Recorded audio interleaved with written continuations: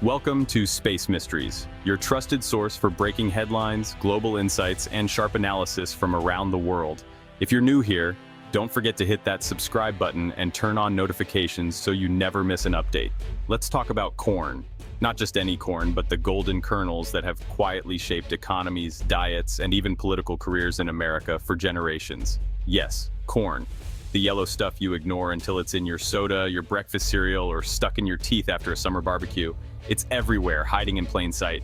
Turns out corn is a big deal. It's not just a crop, it's a symbol of American abundance, ingenuity, and let's be honest, stubborn pride.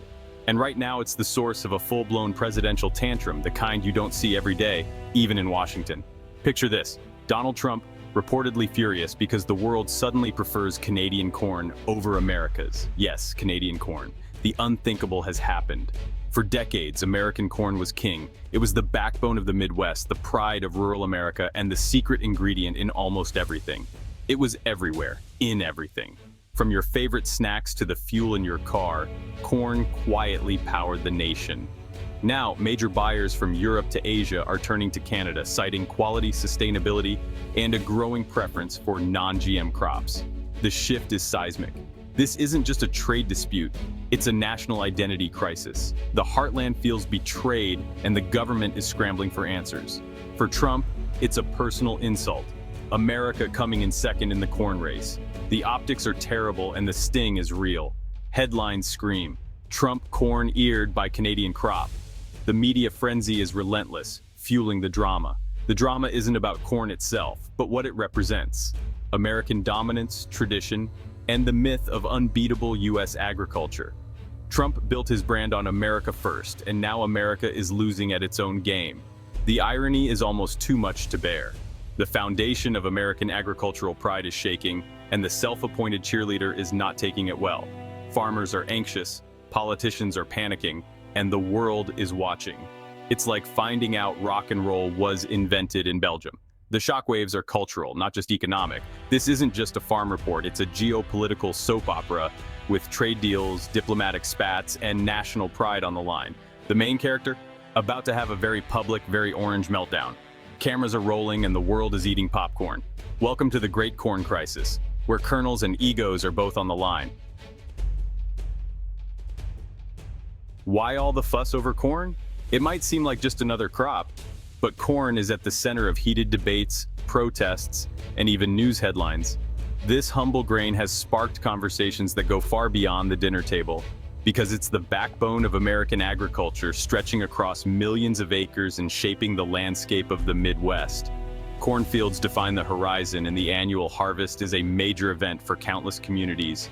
Corn isn't just for barbecues. It's a multi-billion-dollar industry fueling cars with ethanol, feeding livestock on massive farms, and sweetening almost everything from sodas to snacks. It's in products you'd never expect, making it a hidden force in our daily lives. The Corn Belt is the heartland, and for generations, U.S. farmers have built their lives, traditions, and family legacies on this golden grain. Corn is woven into the fabric of rural America. Corn's reach is massive. It affects gas prices at the pump, the cost of meat in your grocery cart, and the entire food supply chain from farm to table. Its influence is everywhere, even if you don't always see it. In Canada, corn is also important, but on a smaller, quality-focused scale. Canadian fields may be fewer, but the attention to detail is unmatched, and the crop is cherished by local communities. Canadian farmers have quietly built a reputation for high-quality corn, mostly for their own needs, supporting local food systems and ensuring their families and neighbors have the best. While America built a corn empire with vast silos and global exports, Canada cultivated a boutique experience, focusing on premium quality and specialty varieties. Now, the market shift is challenging both nations' identities, shaking up old certainties and forcing everyone to adapt to new realities in the global corn trade. For the US, corn is about power, scale, and international reach. For Canada, it's about steady, reliable, and quality-driven production that supports local pride. The current shakeup is forcing both to rethink what corn means to them. Economically, culturally, and personally, it's a moment of reflection and change. It's not just about bushels, it's about pride, survival, and the future of entire communities who depend on this crop for their way of life. And the world is watching as the story of corn continues to unfold on a global stage, shaping economies and lives everywhere. What's the real difference between American and Canadian corn? It's not taste, it's how it's grown. U.S. corn farming is industrial vast fields, GM seeds, maximum yield. This approach made America the world's corn factory, but it comes with trade-offs. Heavy reliance on GM crops and pesticides has raised concerns abroad, especially in Europe. The U.S. system is built for bulk, not boutique, and that's now a problem. In Canada, a significant portion of corn is non-GM, especially for export. Canadian farmers can trace their corn back to the field, ensuring quality and meeting strict standards. Their smaller scale allows for specialized identity-preserved production. Think of American corn as fast food, cheap, plentiful, gets the job done. Canadian corn, more like a gourmet burger, carefully sourced, premium, and in demand. For years, the world wanted fast food. Now they want gourmet. Canada is ready to serve it. America's left holding the fries. The global shift to Canadian corn didn't happen overnight. The main driver? Demand for non-GM, clean label products. International buyers want transparency and natural ingredients. Canada delivers. Canadian marketing boards built a brand around quality and reliability, not volume. They told the world, want cheap corn? Go south. Want the best? Come north. It worked. Countries that once defaulted to U.S. corn now sign long-term deals with Canada. Risk management plays a role too. Canada's stable politics make it a safer bet than the volatile U.S. For global companies, Canadian corn means fewer headaches and better marketing. It's not that American corn is bad. Canadian corn just branded itself as better. This is a masterclass in exploiting a giant's weakness. The result? Canada is now the premium supplier in the world's most lucrative markets. America's corn is still everywhere, but Canada's is what everyone wants. Sometimes, slow and steady really does win the race. Down on the American farm, the mood is grim. For generations, farmers were told, plant more, grow more, sell more. Now demand is drying up and silos are full of unwanted corn. Farmers feel betrayed. They followed the rules, adopted GM technology, and now it's the reason their corn is rejected. Some are trying to adapt, exploring non-GM crops, but it's expensive and risky. Switching means new seeds, more labor, and logistical nightmares with cross-pollination. Most are locked into a system built for bulk. Changing course is nearly impossible. Many hope the market will turn around or the government will find new buyers. For now, it's anxious waiting, watching a crisis unfold from the cab of $1 million combine. The American dream of feeding the world is on hold. The question, can they pivot before it's too late, or will they be left behind? When American agriculture is in crisis, the government jumps in, especially with Trump at the helm. The official response? Denial and blame shifting. Trump blames unfair Canadian trade practices, not the corn itself. The rhetoric is fiery. Our corn is the best, the Canadians are spreading lies. This reassures his base and sets up aggressive action. Trade investigations, tariffs, and PR campaigns. Meanwhile, Canada responds with calm, measured statements about quality and partnership. The contrast is stark: American chaos versus Canadian composure. Behind the scenes, U.S. agencies scramble for solutions, subsidies, buyouts, new markets. But these are band-aids for a deeper problem.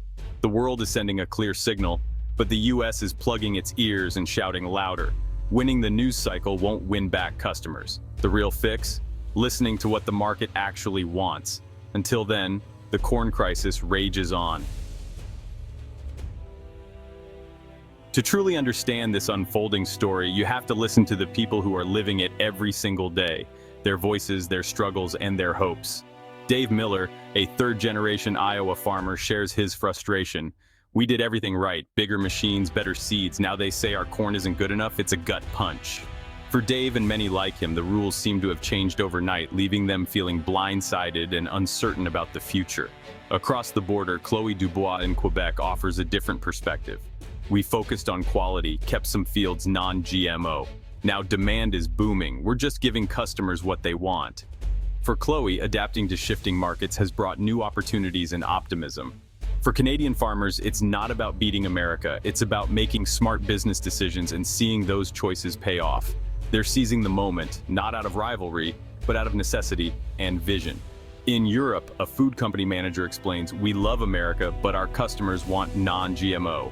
Canada makes it easy. It's business, not politics." For European buyers, the source of the corn matters less than meeting consumer demand. Even in the US, some see opportunity in the crisis. There's a huge untapped market for premium grains. Maybe this crisis will force us to diversify.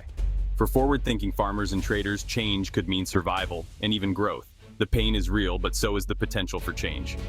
The market is speaking loudly, and those who pay attention can find new paths forward. Farmers, companies, and governments all face a choice: adapt to the new reality or risk falling behind as the world moves on.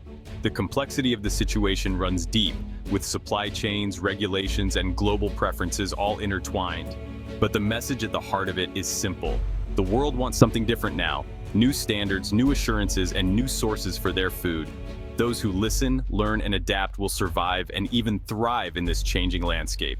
Those who don't, they'll be left in the dust, watching as others move ahead. The corn crisis is personal, political, and global.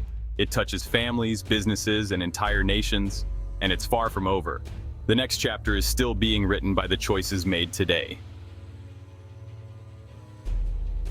Where does this lead? For American farmers, the path is uncertain. One option: double down, hope for new markets or more ethanol demand. The other: adapt, shift to non-GM crops, invest in quality, and build a new brand. It's a monumental task, needing support from government and industry. For Canada, success brings new challenges, scaling up without losing quality. The global food system is changing. Consumers want quality, transparency, and sustainability. The US was slow to see this. Canada sees the opportunity. The future belongs to those who adapt. Whether in Nebraska or Ontario, the message is clear: change or be left behind.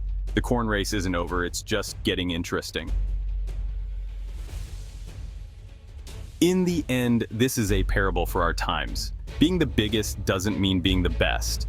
The American corn industry must learn, adapt, and maybe embrace humility.